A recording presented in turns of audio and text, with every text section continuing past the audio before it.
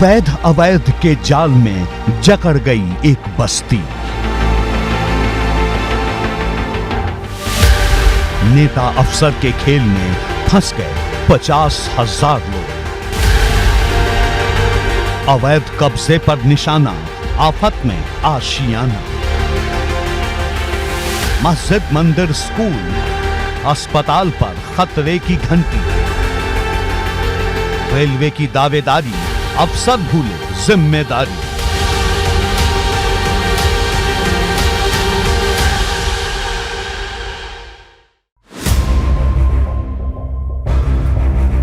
सरकारी सर्टिफिकेट झूठे, नगर निगम झूठा। फिर कौन सा महकमा सच्चा? बसेरे पर बखेड़ा, आशंकाओं का अंधेरा। सुप्रीम दखल से निकलेगा उम्मीदों का सवेरा। उम्मीदों के अतिक्रमण की इनसाइड स्टोरी।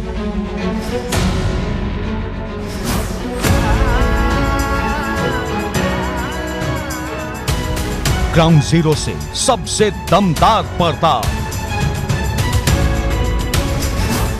हल्द्वानी संकट का हल क्या है?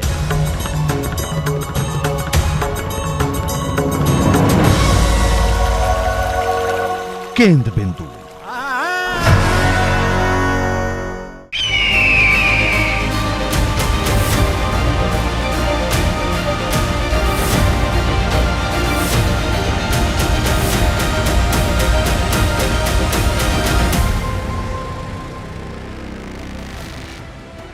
नमस्कार, एबीपी गंगा में आपका स्वागत है। मैं रोहित सावल और राज मैं हल्द्वानी में इस वक्त मौजूद हूँ। हल्द्वानी के उस इलाके में बनभूलपुरा और गफूर बस्ती का ये इलाका है, जिस इलाके में 50,000 लोग इसलिए परेशान हैं क्योंकि ये कहा जा रहा है कि ये रेलवे की जमीन पर अवैध रूप से अतिक्रमण करके रह रहे हैं और नैनीताल हाईकोर्ट ने आदेश दिया है कि इस अतिक्रमण को खाली करवाया जाए। लेकिन अब यहाँ के लोग सुप्रीम कोर्ट पहुंचे हैं और उन्होंने सुप्रीम कोर्ट का दरवाजा खटखटाया है और उनको सर्वोच्च न्यायालय से उम्मीद है।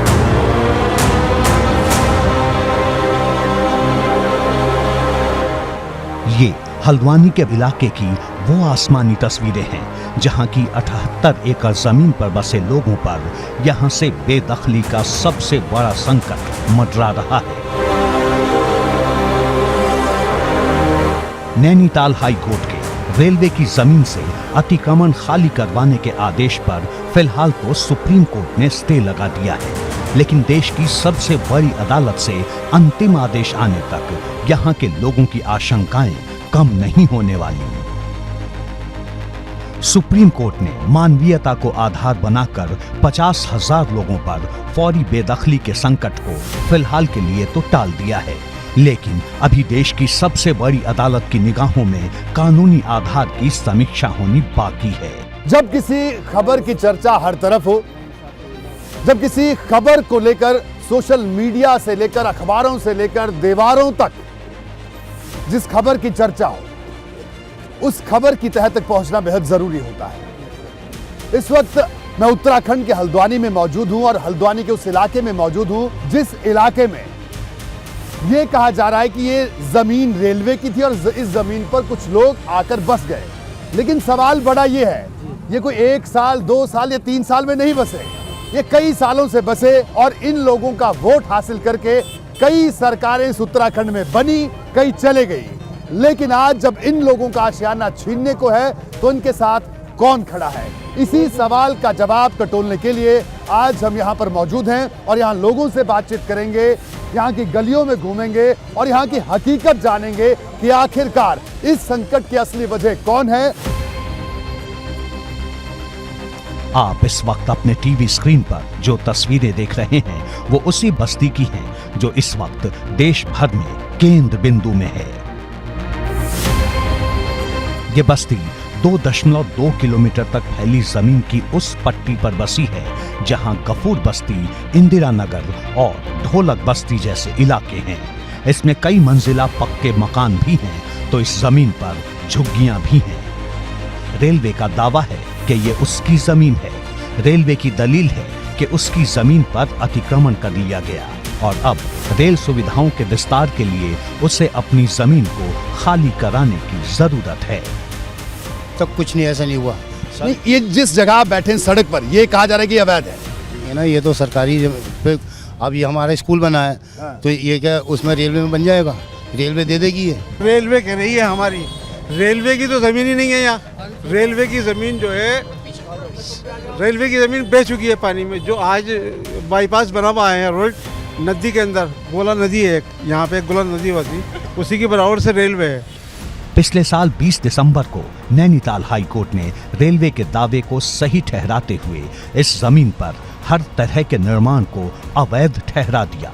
इसके साथ ही आदेश दिया कि इस अवैध जमीन पर रह रहे लोगों को 1 हफ्ते का नोटिस देकर यहां से अतिक्रमण को हटा दिया जाए।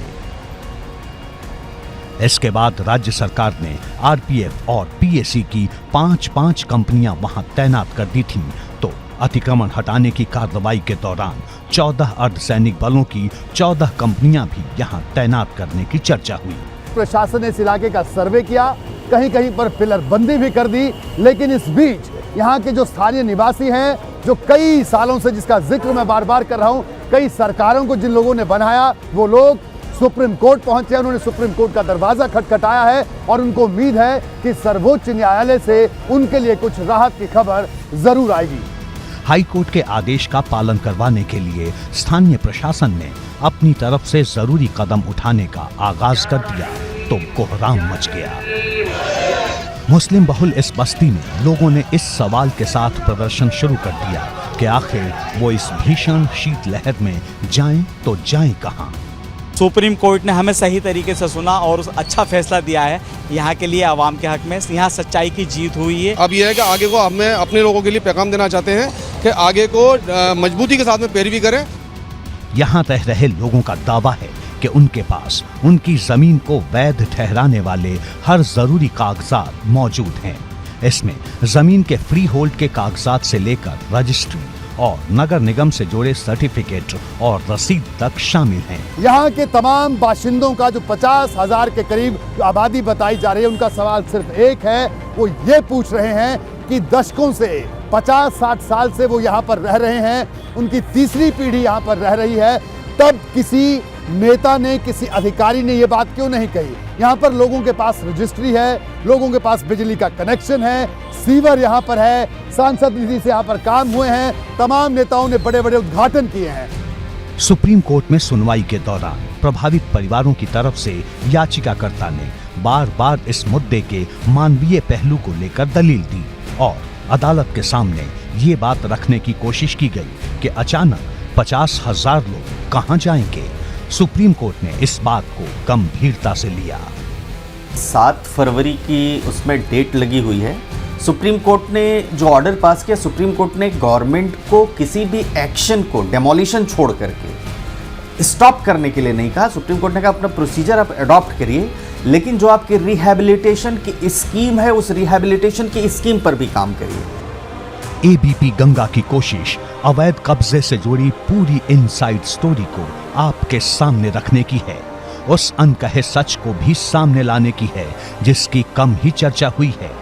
ग्राउंड जीरो पर हमारी पड़ताल में कई दिलचस्प बातें सामने आईं। हमने देखा कि सांसद और विधायक निधि से यहाँ कई काम किए गए हैं।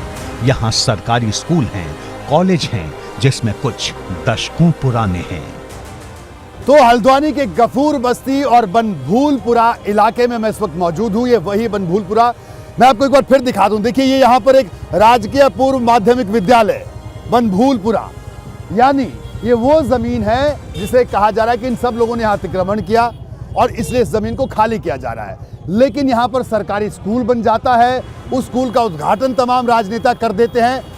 लेकिन सबसे बड़ी बात है कि तब उनको, नेताओं को ये ख्याल नहीं आया कि वो ऐसी जगह पर, अगर वो जगह रेलवे की है तो उस जगह पर क्यों आकर स्कूल बना रहे हैं। ये मार्कशीट है 1991 की पावर की हमारे वाले साहब की। ये क्या है जी? मार्कशीट है इसी स्कूल की, 1951 की है। इसी स्कूल की, जो स्कूल अब कहा जा रहा है कि अब अवैध जमीन पर, ये उसी स्कूल की मार्कशीट। ये अपनी मार्कशीट दिखा रहे हैं, देखिए 1951 के अंदर उसका हाउस टैक्स है 1970 का है।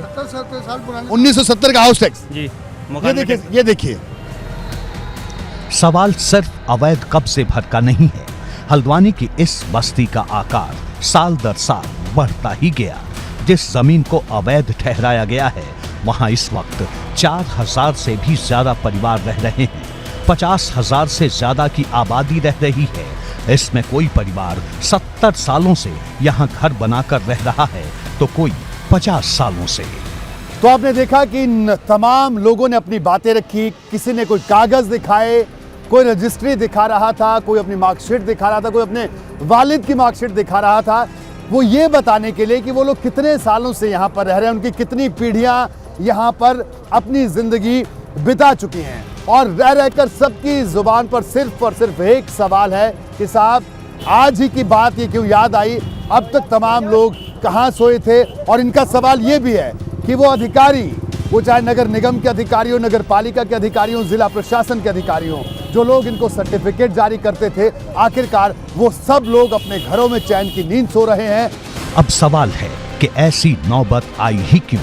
जवाब है सियासत। सियासी वजहों से यहाँ रिहायशी आबादी का विस्तार होता गया, क्योंकि आबादी बढ़ने का सीधा कनेक्शन वोट बैंक बढ़ने से था। और ये सियासत आज भी थमी नहीं है। तभी तो हल्द्वानी में हाई कोर्ट के आदेश पर जैसे ही एक्शन तेज हुआ, यहाँ नेताओं का जमघट लगने लगा। उन लोगों से बातचीत करने के लिए, उनका दुख दर्द जानने के लिए समाजवादी पार्टी के सांसद एसटी हसन साहब यहाँ पर आए हैं। हसन साहब, आपने इन सब लोगों से आज बातचीत की और सपा का एक डेलीगेशन यहाँ पर आया, क्या लगा आपको इन लोगों से बातचीत करके?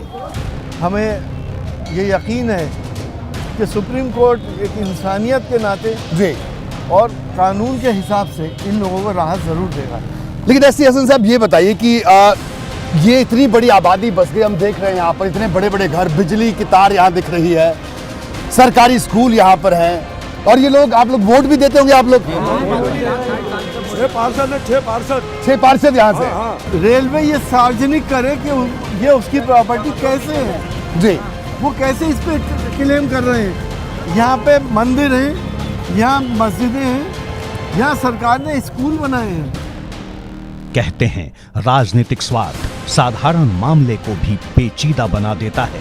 अगर ऐसा नहीं होता तो बनफूलपुरा की इन गलियों में इतनी आशंकाएं न होती। उत्तराखंड जब यूपी का हिस्सा था, तभी से यहाँ इस जमीन पर लोगों के तेजी से बसने की शुरुआत हो गई थी।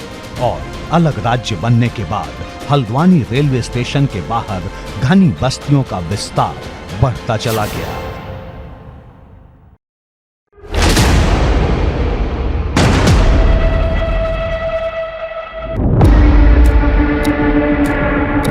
बीजेपी गंगा की हमेशा कोशिश ये रहती है कि हम ग्राउंड जीरो पर जाएं, ताकि लोगों की असल बात को समझा जा सके, उनके दर्द को समझा जा सके। बात ठीक है कि सरकारी जमीन पर कब्जा नहीं होना चाहिए, लेकिन सवाल ये भी है कि आखिरकार जब ये लोग यहाँ पर दशकों तक रहते रहे और इन लोगों का वोट तमाम पार्टियों के लोग लेते रहे, इसका एक सबूत मैं आपको और दिखाना चाहता हूं। आप ये देखिए, जिस सड़क पर मैं चल रहा हूं, जिस गली में, वो सांसद निधि से बनी है साल 2001 में। तो ऐसे में बार बार ये लोग सवाल पूछ रहे हैं कि अगर ये लोग अवैध जमीन पर रह रहे थे तो आखिरकार जो लोग बार बार आकर इनसे वोट मांगते रहे, उन लोगों ने इस अवैध जमीन पर सरकारी पैसा क्यों बहाया? ये इनका सवाल वाजिब है, लेकिन अब सबकी नजरें सुप्रीम कोर्ट की तरफ टिकी हैं कि इनको उम्मीद है कि राहत की खबर जरूर आएगी।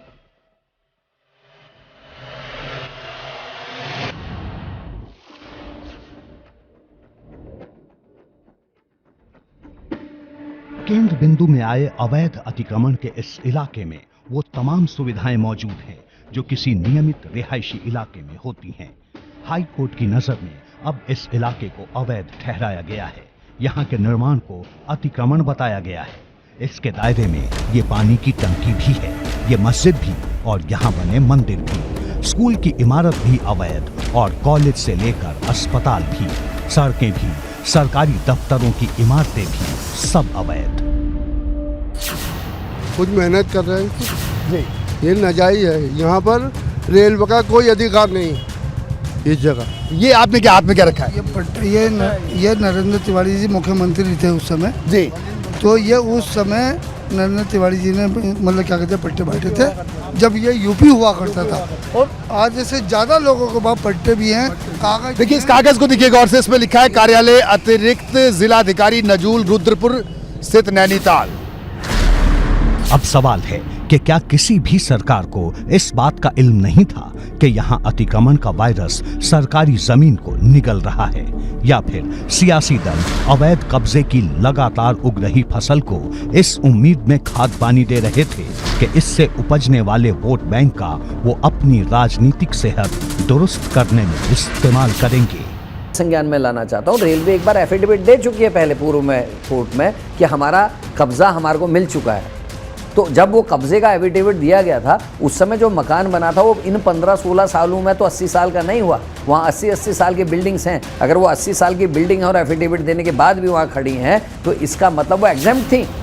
सरकारें हमारी भी आज है तो कांग्रेस की भी रही है। प्रदेश उत्तर प्रदेश का हिस्सा था तब भी कांग्रेस की सरकारें रही है, तो कांग्रेस को आज ही क्यों वहाँ खड़ा होना पड़ा, पहले क्यों नहीं उस विषय को देखा गया। आज क्योंकि हमारी सरकार निस्संदेह जवाबदेही हमारी भी बन रही है, लेकिन उस पर राजनीति करके अगर आप सरकार को घेरने का प्रयास करें तो आप कहाँ तक बच जाएंगे इस पाप से। जो प्रदेश का प्रशासन था, जो स्थानीय लीडरशिप थी, उनकी भूमिका क्या रही, उनका आज वो सब बरी हो गए। केवल जो वहाँ पर बसे हुए लोग हैं, चाहे वो वैध हैं या अवैध हैं, उनके खिलाफ कार्रवाई हो रही है। पहले तो उनकी भी तो जांच पूछ होनी चाहिए कि जिन्होंने उन लोगों को वहाँ पर बसाने में सहयोग किया। जैसा प्रभावित परिवार के लोगों की दलील है कि यहाँ की जमीन अवैध नहीं, ये निजी संपत्ति है, यानी सब ठीक है, तो सवाल है कि जब प्रभावित परिवारों का पक्ष इतना ही दुरुस्त था तो उनकी तरफ से हाई कोर्ट में साक्ष्य और दमदार दलीलें क्यों नहीं पेश हुई। अगर ऐसा हुआ होता तो इस पूरी जमीन को अवैध कब्जा नहीं माना जाता। अब ये सवाल सुप्रीम कोर्ट की देहरी पर है। रेल विभाग माननीय हाई कोर्ट में और माननीय उच्च न्यायालय में जो भी उनका फैसला, जो भी उनका मुकदमा था वो चल रहा था, और राज्य सरकार की तरफ से हमने पहले ही कहा है कि जो भी न्यायालय का आदेश होगा हम उसके अनुरूप आगे कार्रवाई करेंगे। 7 फरवरी को अगली सुनवाई है, उसके बाद एक एक साक्ष्य पर बहस होगी, दोनों पक्षों को सुना जाएगा और बीच का रास्ता निकालने से लेकर पुनर्वास तक की बातों पर बहस संभव है। विभाजित उत्तर प्रदेश का समय रहा हो, उस समय जो सरकारें रही, वहाँ बीजेपी की सरकार रही, कांग्रेस की रही, सपा की रही, बसपा की रही, और राज्य बनने के बाद, उत्तराखंड बनने के बाद पिछले 22 वर्षों में जो हमारी सरकारें रही, सबने उनको सपोर्ट दी, किसी ने भी कोई आपत्ति नहीं की। और रेलवे विभाग जिसकी मूल भूमि हो, जिस पर वो दावा कर रहा है, उसने पहले क्यों नहीं आपत्ति की, क्यों बसने दिया। अवैध अतिक्रमण अब कैसे हुआ, क्या हुआ, ये तो सब वो देखने वाली बात होगी, लेकिन उन लोगों के साथ वास्तव में धोखा हुआ है जो वहाँ पर इतने सालों से बसे हुए हैं। हल्द्वानी के इस संकट का हल क्या है, इस मसले पर सुप्रीम कोर्ट ने अब राज्य सरकार से लेकर रेलवे तक से जवाब मांगा है। 7 फरवरी को अदालत के सामने हर पक्ष को अपनी तरफ से सफाई देनी होगी। ये बताना होगा कि आखिर जमीन के मसले पर फंसा असल पेच क्या है और अतिक्रमण हटाने की जद में आने वाले 50,000 लोगों के पुनर्वास के लिए वो क्या सोचते हैं।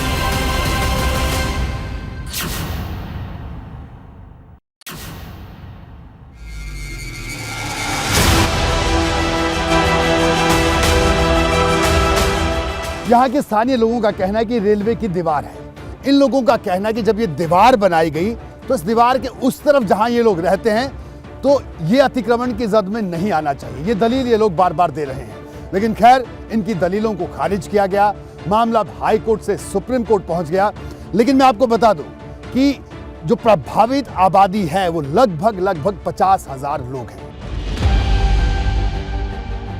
इस बस्ती में आप जहां भी जाएंगे ये साफ नजर आएगा कि हाई कोर्ट की तरफ से अवैध कब्जा करार दिए गए इस इलाके में सरकार की तरफ से बीते कई दशकों में अरबों रुपए की योजनाएं जमीन पर उतारी गई हैं। किसी भी इलाके में घूमेंगे तो साफ पाएंगे कि सरकार की तरफ से ये कभी नहीं माना गया कि ये अतिक्रमण की जमीन पर बसा इलाका है। ऐसा नहीं होता तो जगह जगह मंत्री, विधायक और सांसदों के नए पुराने बोर्ड नहीं मिलते जिस पर शिलान्यास से लेकर उद्घाटन की तारीख तक दर्ज है। बनभूलपुरा के इस इंटर कॉलेज के बाहर मैं खड़ा हूं। ये कहा जा रहा है कि इंटर कॉलेज भी अवैध जमीन पर बना है और ये देख सकते हैं शिलापट, यहाँ पर डॉक्टर इंदिरा हृदय जी का शिलापट लिखा गया है। तो ये सड़क का लोकार्पण उन्होंने किया, लेकिन सवाल ये है कि तमाम विधायक, सांसद, मंत्री किसी भी पार्टी के रहे हो, मैं किसी एक पार्टी की बात नहीं कर रहा हूँ, वो यहाँ पर आए, उद्घाटन किया, शिलान्यास किया, लोगों से बड़ी बड़ी बातें की, बड़े बड़े वायदे किए, उनके वोट लिए। तो इन लोगों का सवाल एक ये भी है कि आखिरकार वो अलग अलग दलों के तमाम नेता, तमाम मंत्री, तमाम विधायक आज कहां हैं? कानूनी पहलू की बात करें तो गलत करने वाला अगर दोषी होता है तो गलत करने में सहयोग देने वाला भी कम दोषी नहीं होता। अगर इस सिद्धांत पर गौर करें तो उत्तराखंड की तमाम सरकारें सवालों के घेरे में आ जाती हैं। यहाँ के नगर निकाय पर भी सवाल खड़े होते हैं। यहाँ सरकार की तमाम योजनाएं जमीन पर उतरती रही हैं। अगर ये जमीन अवैध कब्जे की थी तो आखिर किसे अंधेरे में रखा गया? अब अस्पताल बना है तो जिला चिकित्सालय या जिला की जो भी बॉडी है, गवर्नर बॉडी है, उसने ये काम किया होगा ना, किसी न किसी दबाव में तो किया होगा। उससे पहले ये सारी फॉर्मेलिटीज़ क्यों नहीं पूरी की गई जो हम आपसे बोल रहे हैं? कि आप उसकी रजिस्ट्री के कागज़ देखते या सरकारी लैंड को चूज करते? जब कार्रवाई शुरू होती है तो फिर वही मौलिक अधिकारों की और नागरिक अधिकारों की बात की जाने लगती है, उस पर सियासत शुरू हो जाती है। लेकिन कहीं ना कहीं से ये आपको मानना ही पड़ेगा कि हर अतिक्रमण के पीछे जो भले सियासी दल न हो लेकिन उसके नेताओं का हाथ जरूर होता है। कुछ समस्याएं अचानक खड़ी हो जाती हैं, कुछ समस्याएं गलतियों का नतीजा होती हैं, तो कुछ स्वार्थ का अंजाम। अब इस बस्ती के संकट को चाहे जिस बात से जोड़ा जाए, लेकिन ये साफ है कि इसका खामियाजा एक बड़ी आबादी को भुगतने की नौबत इसलिए आती दिख रही है क्योंकि यहाँ सच को अंधेरे में रखा गया था। जानबूझकर इस पर पर्दा डाला गया, लोगों को सच नहीं बताया गया। अगर ऐसा किया जाता तो यहाँ जमीन और प्रॉपर्टी खरीदने की कोई हिम्मत नहीं करता। एक बार हुए अवैध कब्जे को वैध समझने की गलती नहीं करता, लेकिन यहाँ ऐसा हुआ नहीं। राजनेताओं की हर विचारधारा की जमात ने इस मसले पर चुप्पी साध ली और अब इन्हें सियासत सूझ रही है। देखिए, सुप्रीम कोर्ट के अलावा बचा क्या है? सुप्रीम कोर्ट से ही उम्मीद है, सुप्रीम कोर्ट ने उम्मीद को पूरा किया है। अतिक्रमण हटाने की जद में आने वाले हर परिवार के भीतर इस वक्त गहरी आशंका है। यहाँ के लोग कागजात वाले जितने सबूत पेश कर सकते हैं कर रहे हैं, लेकिन अदालत उन्हीं बातों पर गौर करेगी जो तथ्य उसके सामने रखे जाएंगे। इसलिए तमाम लोग ये उम्मीद कर रहे हैं कि उनके तर्कों को सुप्रीम कोर्ट तक पहुंचाया जाएगा। कल तक उनके साथ खड़े होने वाले सामाजिक कार्यकर्ता से लेकर सियासतदान तक अपनी भूमिका निभाएंगे। लोकल गवर्नेंस के सपोर्ट के नहीं लग सकते। ये मैं आपको बता रहा हूँ कि एक ईंट भी अगर लोकल एडमिनिस्ट्रेशन और लोकल पॉलिटिशियन ये दोनों अगर नहीं साथ में हो तो नहीं लग सकती है। कोई भी व्यक्ति, उसको बताया जाता है कि इस जगह पर ये खाली ज़मीन पड़ी हुई है और स्लीपर सेल की तरह काम करते हैं लोग, और वहाँ आकर के जो है वो झुग्गियाँ बनती हैं, निर्माण होता है, धीरे धीरे पक्का निर्माण हो जाता है। और चूंकि इसेंशियल कमोडिटीज़ एक्ट में यह है कि किसी को बिजली पानी देने के मूलभूत अधिकार देना होगा, वो मिल जाता है। कुछ दिन में वो लोग फिर वहाँ पर राइट क्लेम करने लगते हैं।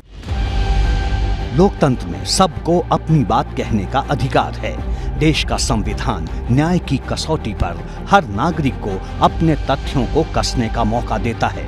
इसलिए आरोपी पक्ष की बातों की भी अपनी अहमियत है और रेलवे और राज्य सरकार का पक्ष भी खास महत्व रखता है। अब देखना है कि 7 फरवरी की सुनवाई में सुप्रीम कोर्ट से क्या निर्देश सामने आता है, जिस पर सबकी निगाहें टिकी हैं।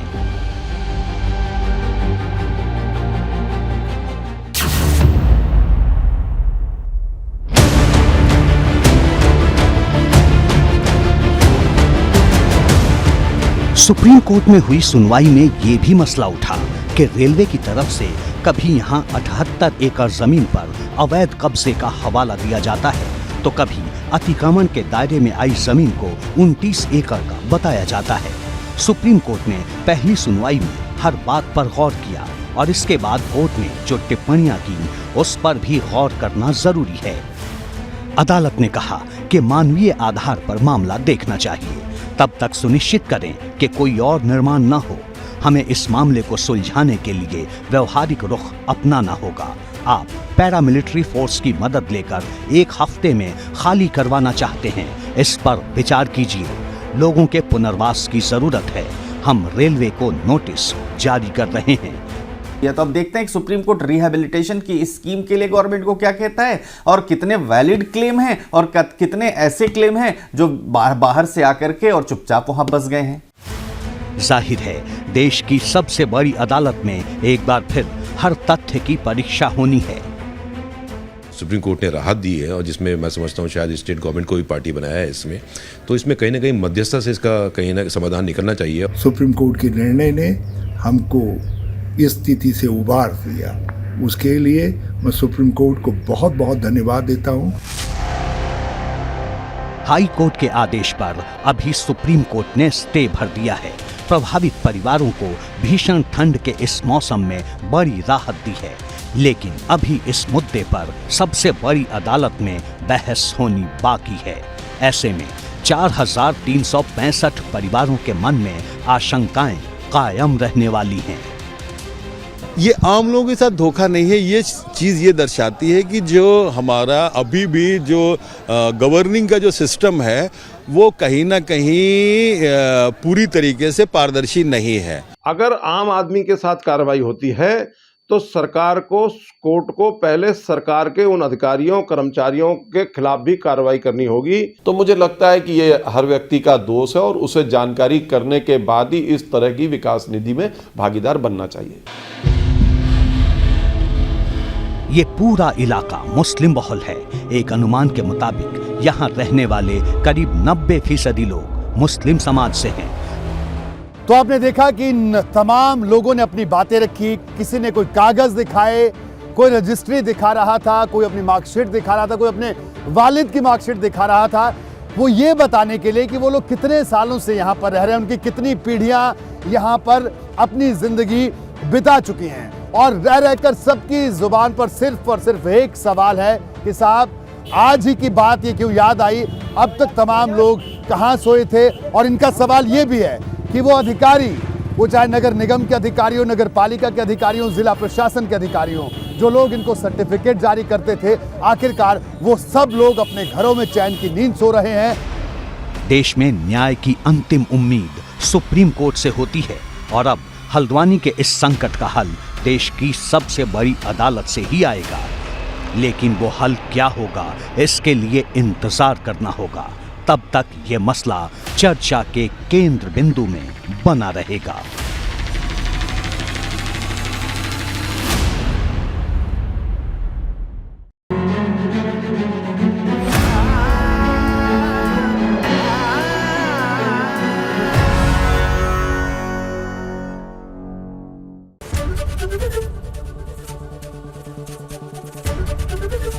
एबीपी गंगा, खबर आपकी, जुबान आपकी।